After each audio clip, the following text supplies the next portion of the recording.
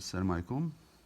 On va corriger le devoir numéro 2 de la technologie de cette année.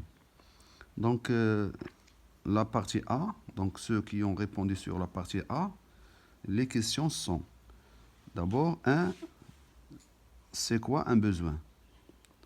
Donc la réponse, c'est un désir ou une nécessité ou un manque exprimé par le consommateur.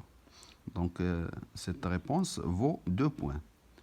Donc c'est juste ces 2 points. S'il y a des fautes, des choses qui ne sont pas bien comprises ou bien n'est pas écrit clairement, je discrimente 1 point. Ou bien.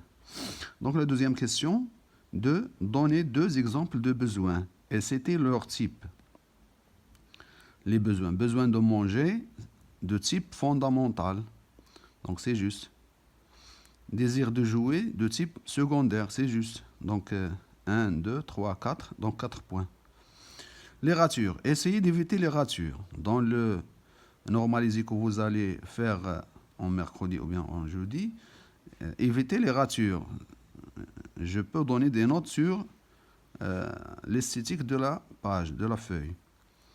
Donc la question, parmi les expressions suivantes, encadrez les produits. D'accord? Parmi ces expressions, voilà les expressions 1, 2, 3, 4, 5, 6 expressions. Donc ces expressions, essayez d'encadrer, pas encercler, encadrer. Ça veut dire faire un cadre, un rectangle. Encadrer les produits, Donc téléphone iPhone, c'est quoi? Est-ce que c'est un produit? Oui, c'est un produit. Voiture Dacia, c'est un produit. Désir de voyager. Non, ce n'est pas un produit, c'est un besoin. Vouloir dessiner, c'est un besoin, la nécessité ou bien le désir de dessiner. Fromage, la hollandaise. Donc ça, c'est un produit qui se vend dans l'épicier. Devoir se protéger.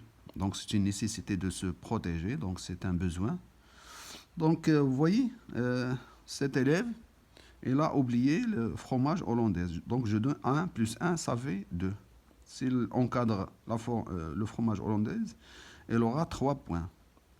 Si par exemple, elle encadre le désir de voyager, donc ça c'est moins 1 et ça c'est plus 1, ça donne 0. Donc dans ce cas-là, je donne 1 point pour téléphone iPhone.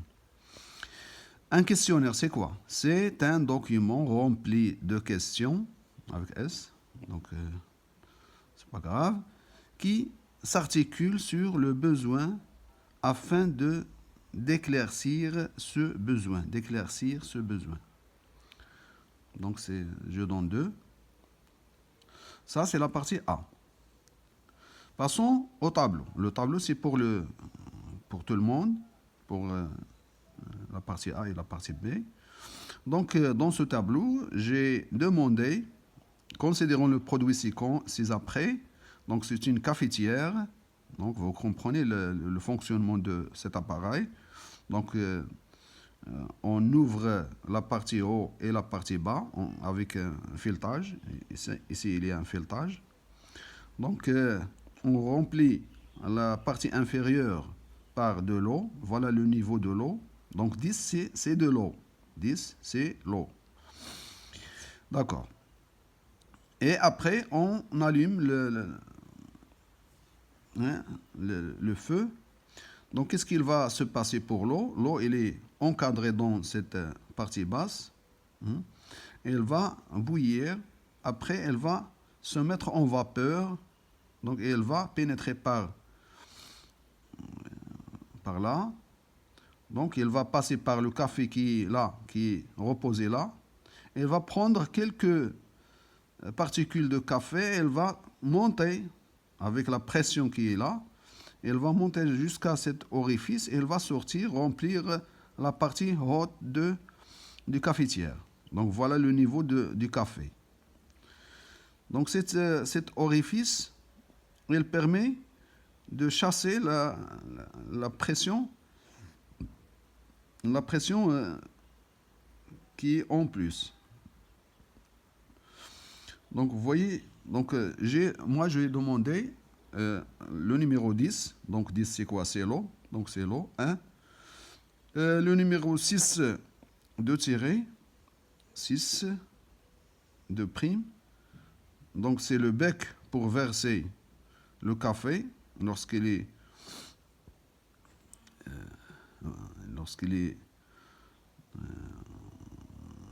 riz aussi, lorsqu'on a riz aussi le café. Donc on va verser le café de cette partie haute. Lorsqu'on prépare le café, alors on va verser le café par ce bec. Hein, c'est un bec. Donc 6 réservoirs au verseur. C'est pas grave, donc c'est une nomination. Il a une relation avec cette forme.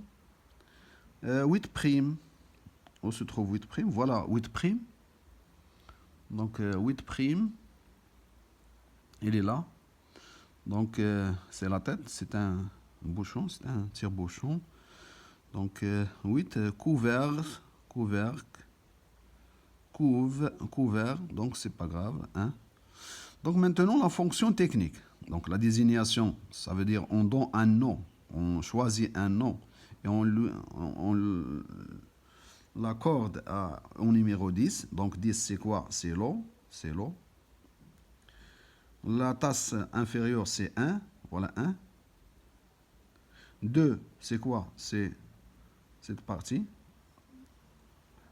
Hein? C'est la partie où on pose le café. 3. Où se trouve 3? 3 c'est là. Voilà 3. Donc c'est la partie basse de ce filtre, si vous voulez. 3, 4.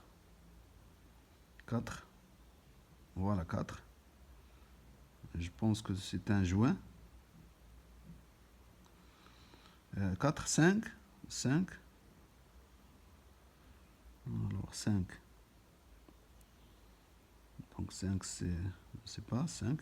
6. 6 c'est la partie supérieure du cafetière. 6. 7. 7, voilà 7. 7 c'est le tuyau, là où il passe le café, il monte dans ce canal pour sortir de cet orifice. 7. 8. Donc c'est la partie haute, c'est une couvercle de la tasse de café. 8, c'est ça, 8. 9, c'est le poignet, ou bien c'est avec quoi on maintient le cafetière. 10, c'est l'eau. 11, c'est le café lui-même. C'est la poudre de café, 11. 12, c'est le café préparé. Donc, c'est l'eau plus café chaude. Donc, c'est un liquide. Et comme ça, c'est ça. Donc, la cafetière, c'est celle-ci. Donc maintenant, je vais lire qu'est-ce qu'il a écrit votre camarade. Donc, l'eau se transforme en vapeur d'eau en effet de feu. Donc, par le fait du feu. Après cette vaporisation, elle monte en paroi. Après, elle se mélange avec la poudre pour nous donner, pas mais nous donner un café. Donc c'est pas grave, j'ai compris la réponse. Donc 2. 6 de prime, c'est le bec qu'on a dit. C'est elle où se trouve le café et avec lui on verse le café. C'est ça, c'est ce qui est juste. Donc 2 points. Couvercle, avec elle en 8 prime. 8 prime. 8 prime. Avec elle on ouvert et on ferme la casserole du café. Sa casserole, donc c'est pas grave. Donc c'est comme ça qu'on a fait le devoir, c'est comme ça qu'on a corrigé ce devoir-là. Et à bientôt.